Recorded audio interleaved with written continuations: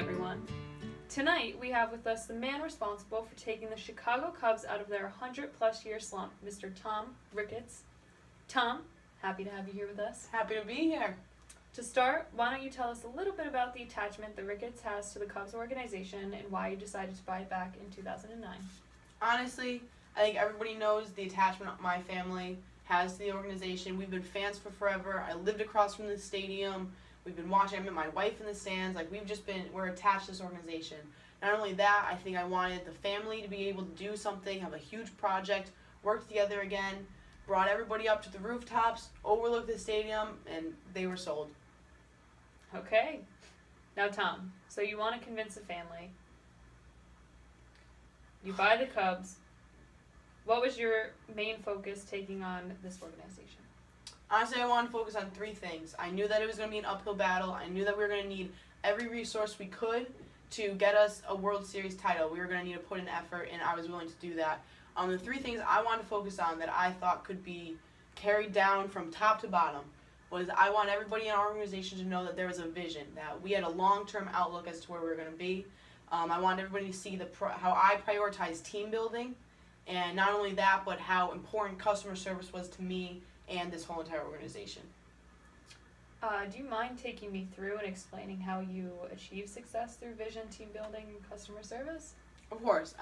First, if you're going to be successful, you have to define your goals. Everybody knows that you need to establish a set of goals that is reachable and the entire organization knows about. Everybody needs to have something to look forward to. Everybody needs to have something that they're going to look towards, build towards, everything. If you had to pick your number one goal, what would it have been at the time?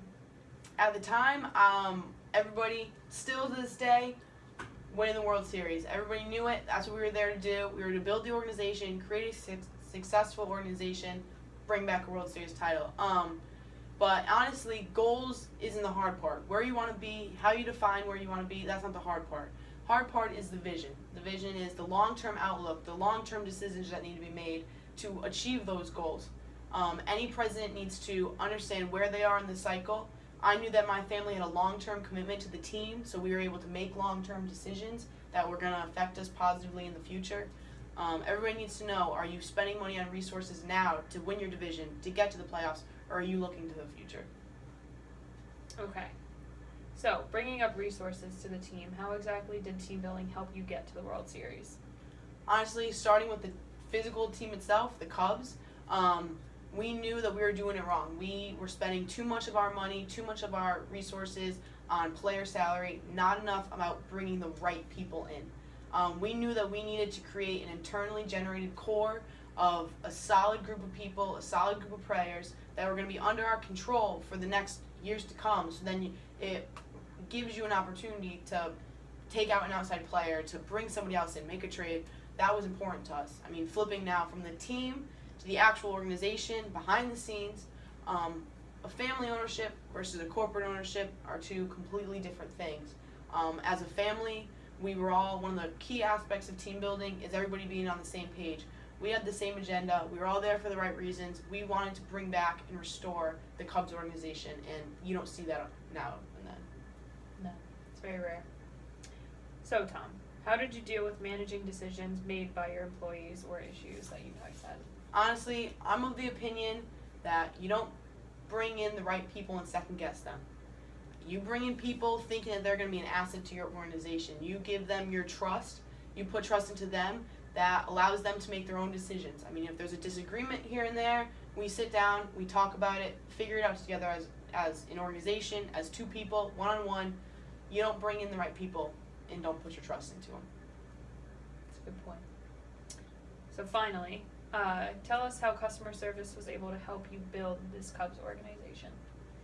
Honestly, I believe that we are building the best baseball organization, bar none. We understand that there's the experience of being on the field. We understand the experience of being in the stands, how important that is. We're not looking to take away from that. That's what makes Wrigley such a magical place. In order to be a successful organization, we need to pay as much attention to the fan experience as we are to the business side of things. And in order to do that, we need to bring them together. We need to understand what the fans want, how we can help them while also helping our organization. One of the biggest things is we're building the plaza right outside the stadium.